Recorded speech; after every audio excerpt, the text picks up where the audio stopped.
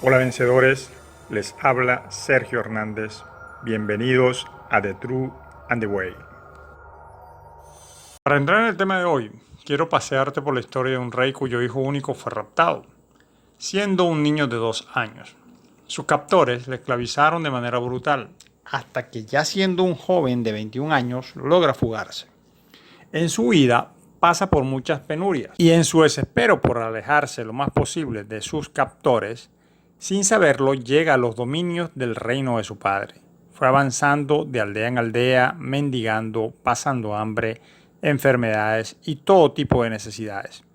Su condición de pobreza y necesidad le impedía realizar algún tipo de exigencia, llegando a aceptar trabajos temporales poco agradables para poder sobrevivir. Pero un día, andando por el camino, en su deseo de alejarse lo más posible de los maltratadores, es sorprendido cuando un coche elegante se detiene a su lado, de donde baja un noble, que al verle inquiere la edad del joven y su nombre, pero el joven ni eso sabía. Solo tenía un apodo que no le gustaba mencionar, por lo que prefería no decirlo. Aquel noble no paraba de asombrarse de que al ver al joven veía ante sí a su entrañable amigo el rey cuando era aún un príncipe. Tal era el parecido con su amigo el rey, que no dudó en llevarlo consigo y presentarlo ante su amigo el rey. Su padre, el rey, al verlo, queda paralizado por la impresión, mientras que la madre corre a abrazarle y besarle, gritando de alegría al reconocer que era su hijo, a quien daban por muerto. El joven es investido de toda la autoridad y distinción que le pertenecían desde que había nacido, pero que había perdido por las circunstancias de aquel desventurado rapto. Este joven tuvo que ser reeducado en todos los asuntos de estado relacionados con su rango y posición. Tuvo que pasar por largas sesiones de protocolo. Tuvo que estudiar y pasar a conocer todos los asuntos relacionados con el reino que algún día heredaría cuando fuere coronado rey. Tuvo que aprender a gobernar, regir y a tener conciencia de su jerarquía, autoridad y potestad, las cuales debía ejercer de ahora en adelante. Debía aprender de todas esas cosas que le habían sido arrebatadas por sus captores. Antes de saberse príncipe o hijo del rey, el joven no era más que un menesteroso infortunado. Pero todo eso sucedía porque se combinaban dos cosas. La primera era que estaba alejado de su reino, aunque no por voluntad propia, y la segunda, que él no sabía cuál era su condición, su posición y sus derechos filiales. De allí que el joven debía pasar por todo el proceso de aprendizaje, reinserción y renovación mental que le permitirían poder tomar posesión y uso correcto de todo lo que le pertenecía y que antes desconocía. Tomé ese relato de preámbulo para hablar hoy de nuestra posición y derechos filiales en Cristo como hijos de Dios que somos. El enemigo siempre ha tratado de engañar a los cristianos con relación a este tema.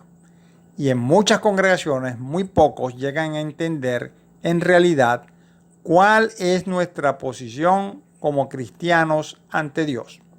Algunos repiten como loros que somos hijos de Dios, mas no logran discernir apropiadamente el amplio significado de esa frase, aparentemente simple.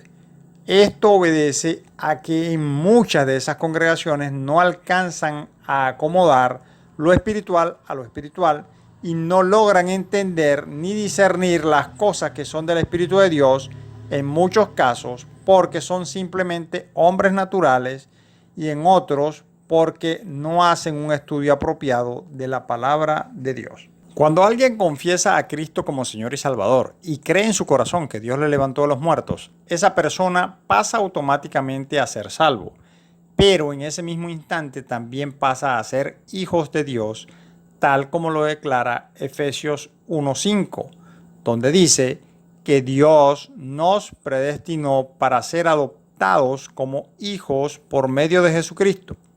Ciertamente, cuando una persona pasa a ser adoptada por un padre, esta persona pasa automáticamente a tener todos los derechos legales que le confiere su nueva posición filial. Nosotros somos hijos de Dios y Dios no hace distinción entre un hijo y otro. Tanto es así que somos herederos y coherederos con Cristo, tal como lo declara la palabra en Romanos 8, 16 y 17.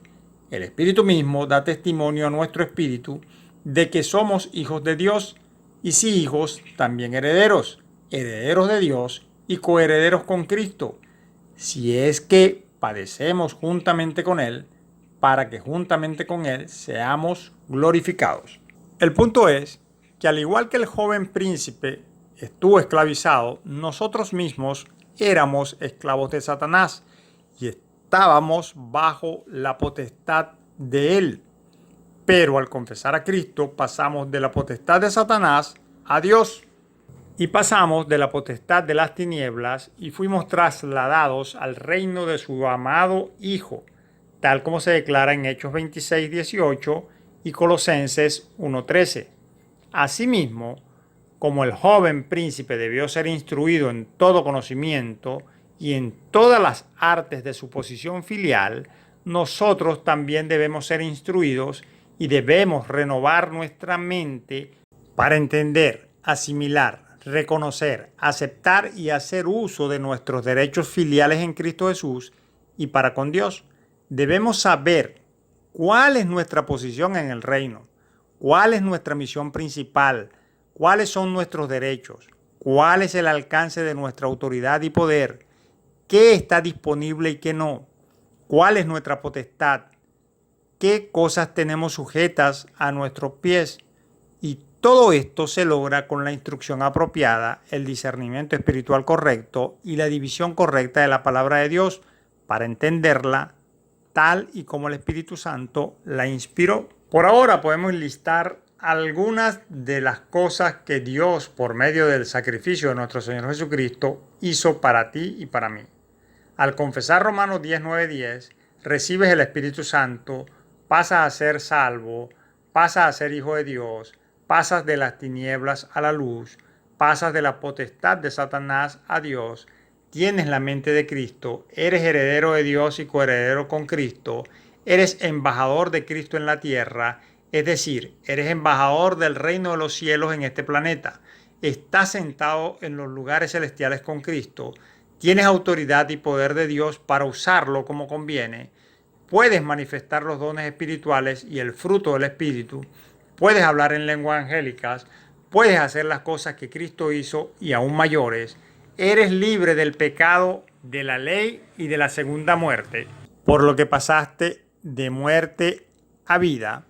Ya Cristo pagó por tus enfermedades y dolencias, por lo que no deberías tenerlas. Juzgarás aún a los ángeles. Tienes la fe y el Espíritu de Cristo, pues Dios no da el Espíritu por medida. Estás en la palma de Dios y el enemigo no te toca. Dios tiene tatuado en la palma de su mano tu nombre. Ya no eres esclavo del pecado. Y si fallas, te puedes presentar confiadamente ante el tribunal de Dios, pues Dios es tu Padre y Jesucristo tu abogado. Y tu Padre es el juez. Ya Satanás no puede acusarte ante Dios de día y de noche como antes lo hacía, pues fue arrojado de los cielos. Puedes sanar enfermos, echar fuera demonios.